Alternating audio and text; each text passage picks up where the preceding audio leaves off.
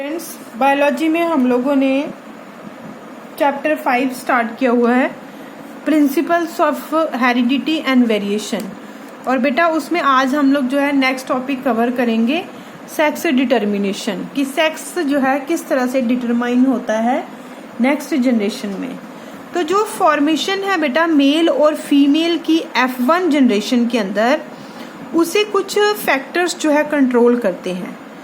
और ये जो फॉर्मेशन है मेल और फीमेल की, इस प्रोसेस को हम कहते हैं सेक्स डिटर्मिनेशन। सेक्स डिटर्मिनेशन दो तरह की होती है, एनवायरमेंटल और क्रोमोसोमल। कि सेक्स को डिटरमाइन करने के लिए कुछ एनवायरमेंटल फैक्टर्स भी रिस्पॉन्सिबल होते हैं और कुछ केसेस में क्रोमोसोम्स भी रिस्पॉन्सिबल होते हैं। तो जाकर जो है नेक्स्ट जनरेशन में जो है सेक्स जो है उनकी फॉर्मेशन होती है। तो अब हम लोग जो है सबसे पहले करेंगे बेटा एनवायरमेंटल फैक्टर जो है किस तरह से रिस्पॉन्सिबल है।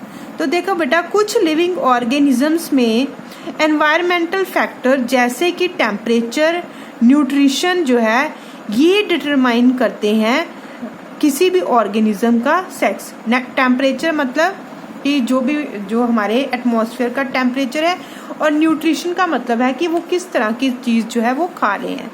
जैसे फॉर एग्जांपल अगर हम बोनीलिया जो है इसका एग्जांपल है, ये एक ऑर्गेनिज्म है बेटा। इसमें क्या होता है, इस ऑर्गेनिज्म में मेल और फीमेल जो है वो अलग अलग होते हैं। In this type of the organisms male and female are separate. Male are smaller in size and parasite over the body of the female. Male छोटे होते हैं और अपना न्यूट्रिशन कहाँ से लेते हैं, वो फीमेल की बॉडी से लेते हैं। पैरासाइट का मतलब कि दूसरों की बॉडी के ऊपर रहकर जो है उससे न्यूट्रिशन लेना। तो मेल छोटे होने के कारण जो है वो फीमेल की बॉडी से जो है अपना न्यूट्रिशन गेन करते हैं। वेयर है जो फीमेल है वो साइज में लार्ज होती हैं, फ्रीली जो है वो पाई जाती है, फ्री लिविंग होती हैं और अपना फूड कहाँ से लेती हैं, वाटर से लेती हैं। The female Lay's eggs, larva comes out. सबसे पहले फीमेल क्या देती हैं, एग्स देती हैं। उन एग्स में से क्या निकलता है, लार्वा निकलता है। And if the larva fed upon the body of the female it become male. और अगर वो लार्वा जो है फीमेल बॉडी से अपना न्यूट्रिशन लेता है तो वो किस में कन्वर्ट हो जाता है, मेल में कन्वर्ट हो जाता है। और अगर लार्वा जो है वो दूर जाकर मूव कर जाता है और वो कहाँ से फूड लेता है, वाटर से, मतलब वो इंडिपेंडेंटली रह रहा है, वो फीमेल की बॉडी में के ऊपर डिपेंड नहीं है, तो then it is converted into female. तो इस तरह से बेटा इस केस में क्या है, इस केस में न्यूट्रिशन का जो है मोड ऑफ न्यूट्रिशन का तरीका जो है वो बता रहा है कि whether the next organism is male और फीमेल। तो ये हो गया हमारा first environmental factor that is responsible for sex determination. Next हम एग्जांपल लेंगे टर्टल का।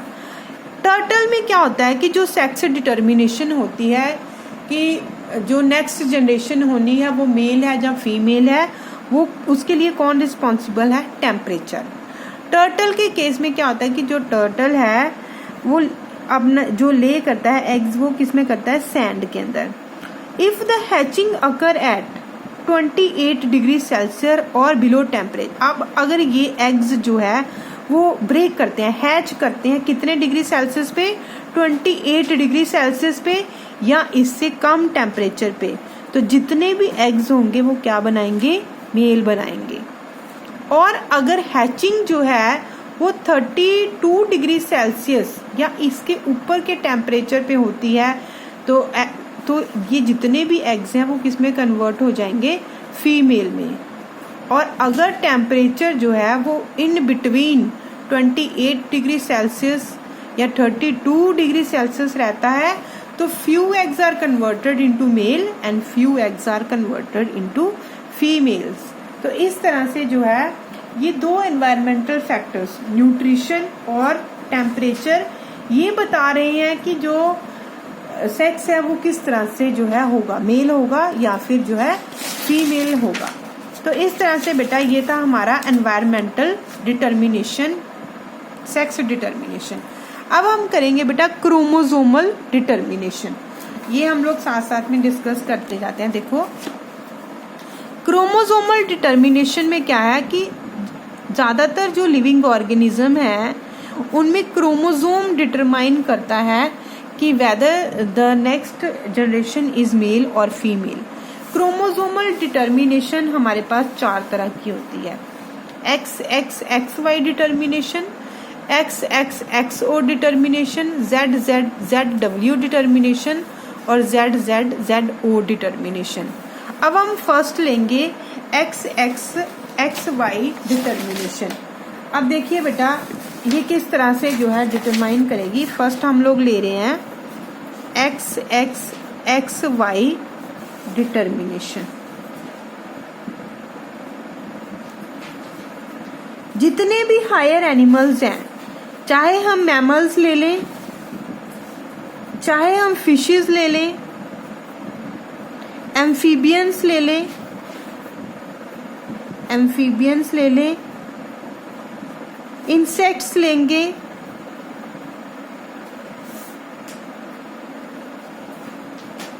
उनमें जो है सेक्स डिटर्मिनेशन इस तरह से होती है क्रोमोसोम्स के द्वारा। और कौन कौन से, XX और XY क्रोमोसोम में।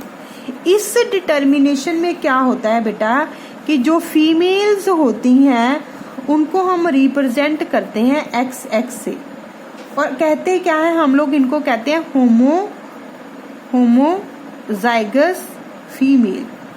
और जो मेल होते हैं उन्हें हम रिप्रेजेंट करते हैं XY से, और इस कंडीशन को हम कहते हैं हीट्रोजाइगस। जब ये जो दोनों एलील हैं ये डिफरेंट हो, जब सेम हो तो उस कंडीशन को कहा जाता है होमोजाइगस कंडीशन। तो यहाँ पर बेटा इस केस में क्या होता है कि जो मेल है वो 2 तरह के गैमीट जो है प्रोड्यूस करते हैं। एक प्रोड्यूस करते हैं X और एक प्रोड्यूस करते हैं Y।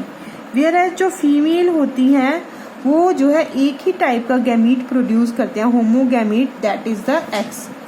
तो so in this type of determination, male determination, the sex of organism in. तो इस केस में क्या हो, क्योंकि फीमेल जो है वो क्या है, वो होमोजाइगस है, एक ही तरह का जो है गैमीट प्रोड्यूस कर रही है X। वेयर एज मेल जो है वो 2 तरह के गैमीट प्रोड्यूस कर रहा है, एक X कर रहा है, एक Y कर रहा है। तो जो हमारी डिटर्मिनेशन होनी है वो मेल जो है डिटरमाइन करता है।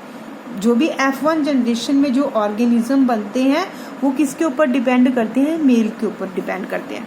तो क्रॉस अगर हम देखें तो देखो ये हमारे पास मेल है, ये हमारे पास फीमेल है।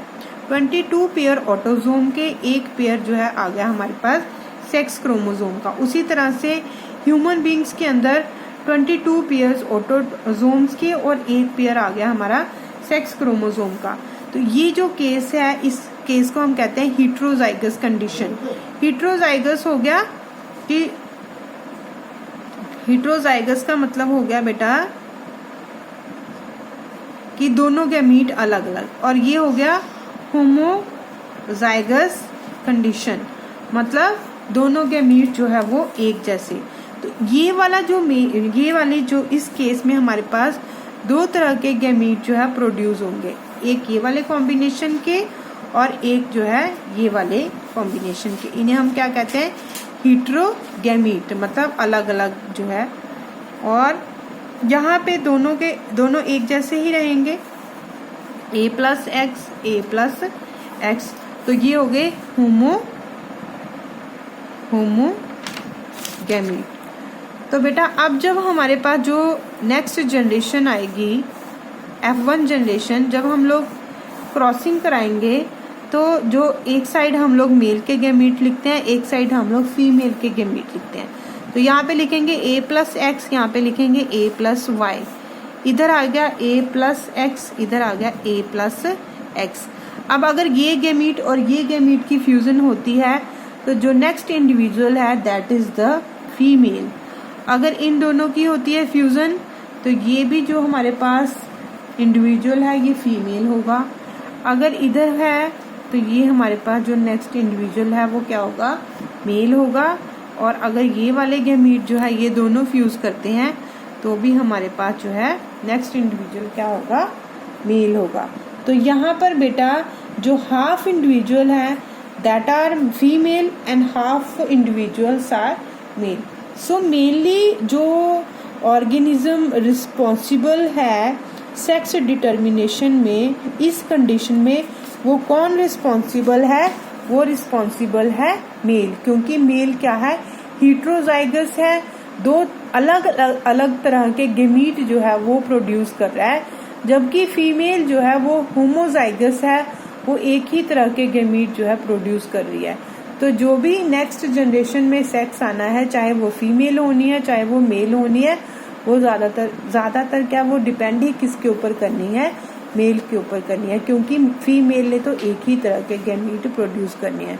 तो ये था बेटा sex determination in case of human beings.